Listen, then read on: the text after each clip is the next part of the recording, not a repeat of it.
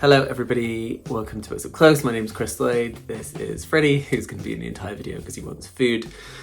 So this is everything that I read in March, so I'm going to try and do this much sooner than I did the last one.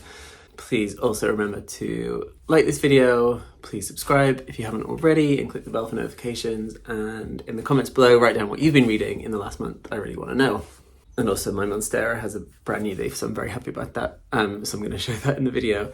So I read a range of things this month, a bit of a better reading month than the last one. I enjoyed more of the things that I read. I'm going to start off with one that I was less convinced about, which is Bird by Bird by Anne Lamott. And it's called Some Instructions on Writing and Life. So Anne Lamott is a writer who I've not read her fiction or anything else, but this is one of those books that people tell you to read if you're a writer. And in it she gives some really good, solid writing advice on character, on, you know, all the kind of the mechanics of writing, as well as the emotional burdens of writing too, and what to do with rejections. There are some really good essays in there that I've given my students before, and I hadn't read the whole thing, so I've finally thought I'll read the whole thing. And while it is brilliant, and she's very, very funny, she's really funny, she made me laugh out loud, which is rare. There are just some weird, horrible bits of like ableism in here, which I don't really understand the need for. There's some bits of racism too, like not overt racism, but just the way she writes about people who aren't straight and white and able-bodied is kind of just a bit off. And it really spoiled the whole thing for me because the other stuff she was writing was really enjoyable and interesting. And some really good advice in there. So if you're a writer, I recommend bits of it, but dip in, don't linger for too long. So yeah, that was Bird for Bird, and I got a copy out of the library. I also read some beautiful poetry. This pamphlet just came out from Catherine Gander, my lovely Verve bookmark. It's called Matches, and it's from Verve Press. And this, I mean, flagging up, Catherine is a friend and colleague, so I love her work anyway, but this really is quite devastating. It's a book about misogynistic violence, it's about intimate partner abuse, but it's also about so much more. It's about the power of writing, to me, the power of kind of voice and expression in articulating pain. Catherine plays with form really interestingly in here. There's stuff going on with shape, there's some reflection poems that you have to read backwards. There's so much happening visually, emotionally, intellectually. I really highly recommend it, so do please look out for that. But it's an emotional heavy hitter, so just prepare yourself for that. I also read in the poetry world Pandemonium by Andrew McMillan. I thought I'd read it, but it's one of those things I think where when you see so many people reading stuff online, and I'd read bits of it here and there, I thought I'd read the whole thing, but this was the first time that I read it from cover to cover. I've got my own copy now, and it sits with the other two. It's a real swerve in McMillan's work from the previous two books, if you know them, Physical and Playtime. This one is much darker, it's about depression, and it's a real turn inward, obviously, but kind of away from the attention to the body and to sexuality, more explicit in the other two collections. So again, this is a really heavy book in some ways, but there are also some like glimmers of light that you can move through, you know, that kind of points us to a beyond this moment that were really useful and needed, I think. There's some beautiful imagery as ever. It feels very easy to read. You can kind of just get swept into it. And I really like that about those poems. You kind of just move with the lines. There's a inherent musicality and sweep to them that I think is really, I mean, it's what I value in a poem. Like, I want to get into it quite easily. And even then when I'm there, I want to be then thrown around, right? I don't want to come up against a brick wall immediately when I start reading, but I want something to happen when we're there. So yeah, I recommend that, especially if you like Andrew's work. So that was the poetry section. I then read some interesting fiction. I also got round to reading the first Katie Kitamura novel, which is called The Long Shot. So I said in my January intentions video, I want to kind of finish reading the kind of back catalogues of authors. So I'd read Kitamura's other three books. I hadn't read this one because it's about MMA fighting, and I was like, this is not going to be a book for me. I didn't think I was going to be interested in that. And it's about masculinity and fighting. And I was like, oh, this is not my thing. However, It is really good. It is beautifully written, obviously, because Katie Kismura can't write a bad sentence. It's way blunter, like you can feel the impression of other kind of American writers on her. There's lots of comparisons to Hemingway in here, and while there is that kind of terseness of the Hemingway sentence in there, I think she does something way more nuanced and emotional with her lines. And it's just about two men. One is a fighter and one is his trainer, and they're going from the US over to Mexico for this fight. And it kind of just builds up to this thing that's going to happen, and you kind of expect the thing to happen, but you don't want it to happen, but maybe you do. Like, there's a real emotional investment that I did not think I would have. But yeah, I flew through it, and her writing's great, and she's really wonderful on the nuances of like fear and adrenaline and the confusion of being in an unfamiliar place. She does that through all of her books. I'm really trying to link up the 4 novels in my head that she's written, and they're so radically different. This about MMA fighting, then one about a pre to post-colonial country, an unnamed one where this kind of rioting is breaking out, and it's about the white people feeling threatened there. It's fantastic. It's very kind of Coetzee-esque in that kind of world, or Nadine Gordimer, those kind of writers. And then there's one about a woman who goes to Greece to track her husband, who is like gone missing. And then the 4th one, as I've kind of reviewed before, is about the International Criminal Court. So she does everything in these books. So I'm glad I read the 4th one, which is the first one she wrote. And I really want to see where she goes next. I then also got around to reading Minor Detail by Adania Shibley, or Adania Shibley, I don't know how to say that, I'm sorry, I should have looked that up, which is from Fitzcarraldo, and it is a quite devastating book of 2 halves, really.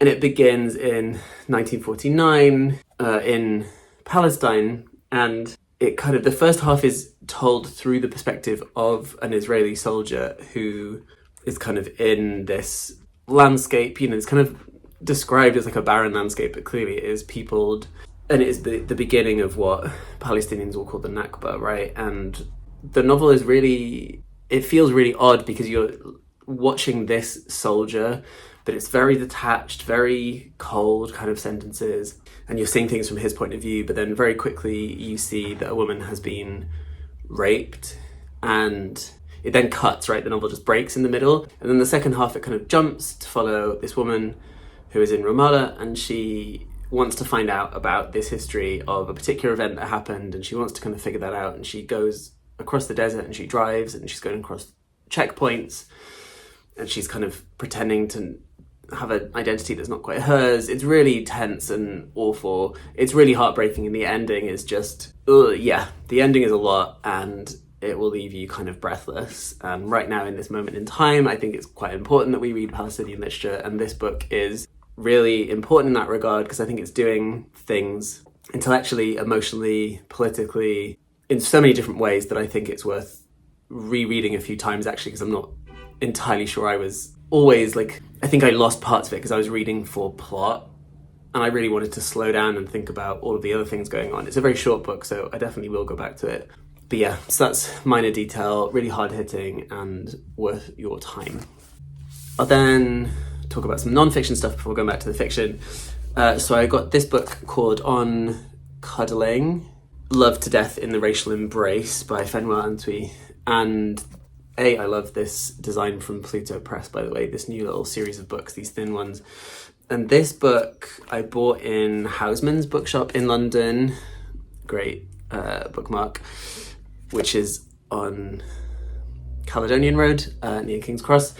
It's a brilliant radical bookshop. I highly recommend it. Can you just see Freddie's paw there, by the way? And this book is about the idea of the cuddle, the embrace, the physical embrace, as Antwi kind of tracks that through time as both the kind of loving, warm gesture and also a racist, violent one. So there's the idea of kind of like state cuddling. There's being kind of cuddled to death is what he talks about a lot in this book. The kind of violences of intimacy, if you like, of bringing someone closer. It kind of spans history, politics, cultural critique, pop culture, all kinds of things in a very short page count.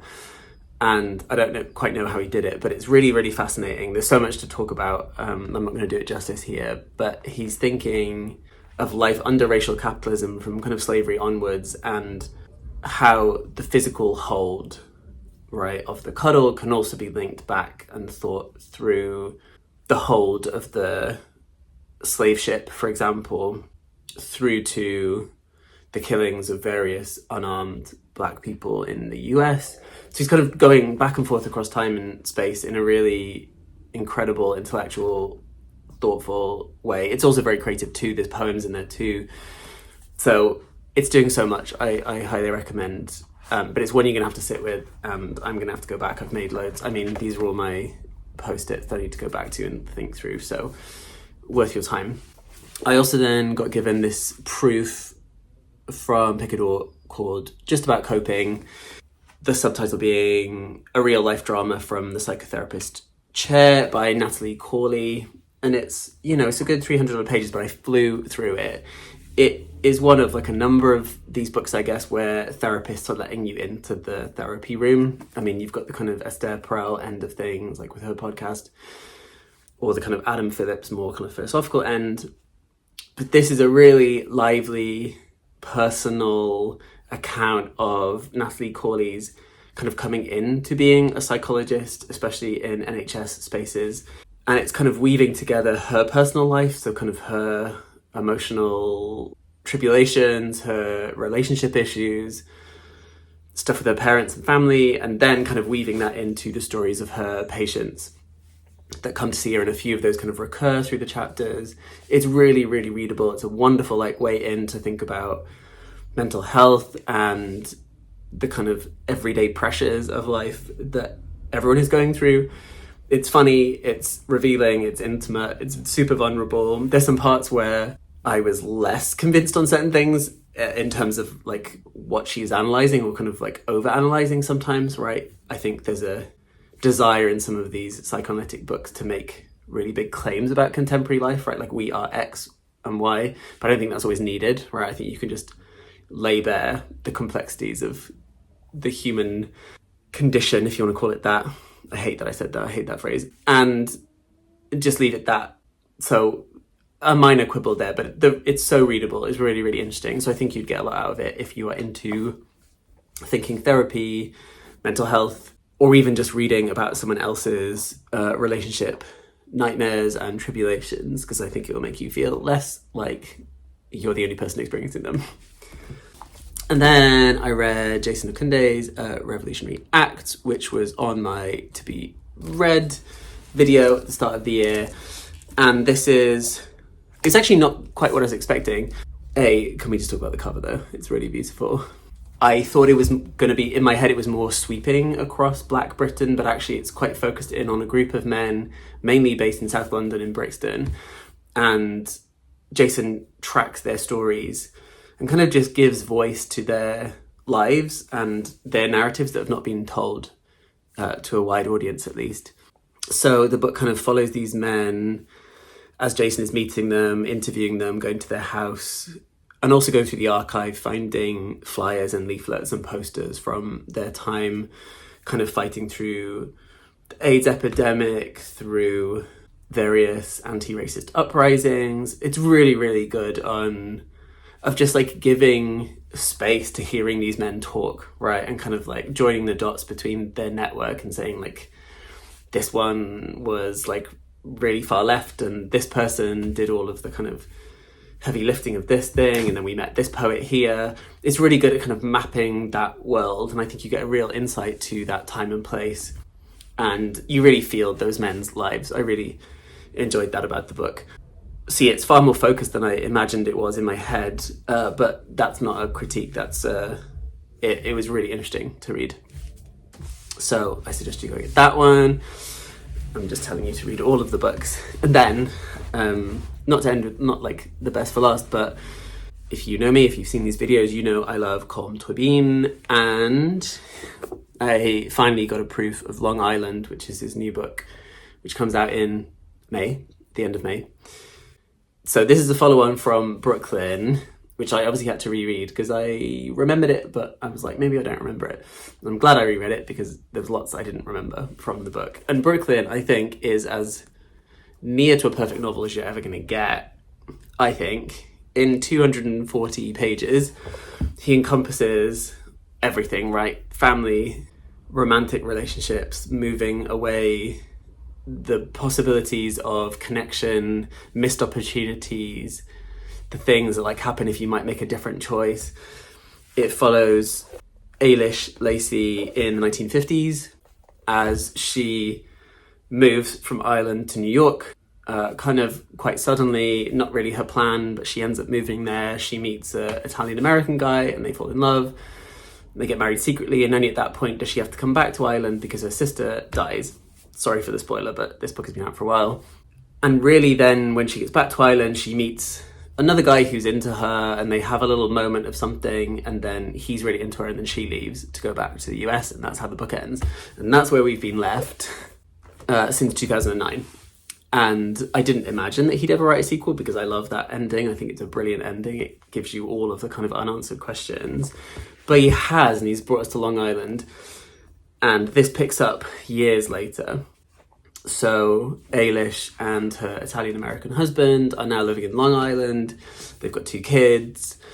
And when the book starts, this explosive thing happens. And like it happens in the first couple of chapters, so I don't think I'm spoiling this. But basically a man knocks on the door and says, your husband has gotten my wife pregnant and we're not having the baby. I'm going to bring the baby to your doorstep. And Ailish says, there's no way you're bringing this baby to my doorstep. I'm not raising it. And he's like, I will leave it there. It's for you to deal with. That then sets off a chain reaction of events. And again, partway through the novel, then Ailish returns back to Ireland and more stuff happens. And what Tabine is really good at is just like the minutiae of daily life. He's just so good on, you know, the kind of whispers in a community, or one person says one thing but they really mean another thing, thinking through all of the consequences of one's actions, of like, should I do this, should I do that? And it never feels laboured in any way. The prose is so like subtly done. It's so easy, and like you just sink into it. You will fly through this book, I promise, especially if you like Brooklyn. And he just writes women incredibly well, which is rare for a man, I think. Not to get into the whole, you know, who should write what, you know my thoughts on this, but like he writes, from my perspective, he really gets into the inner world of Ailish in a way that I think is utterly believable, to me at least. But in this book, what's different from Brooklyn is that he also kind of expands his gaze to other characters in the storyline.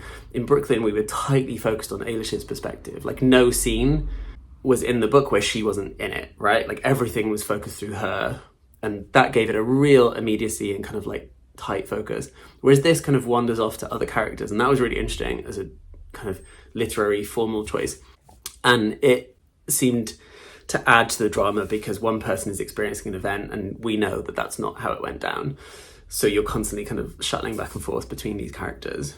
The other note, I guess, on these 2 books is one's called Brooklyn, one's called Long Island, and the majority of both books are actually in Ireland, not in New York.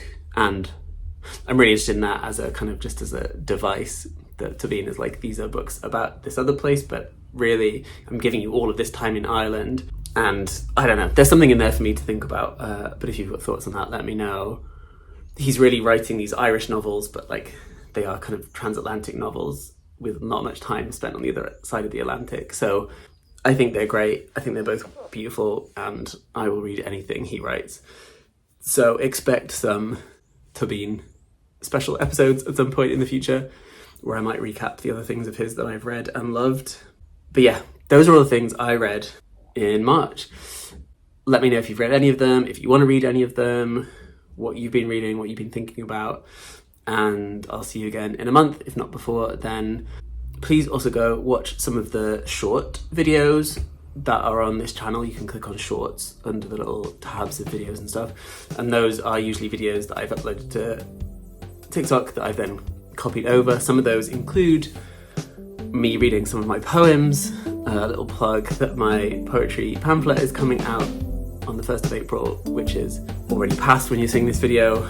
So go do check those out if you are interested. And until next month, happy reading, look after yourselves, and see you soon.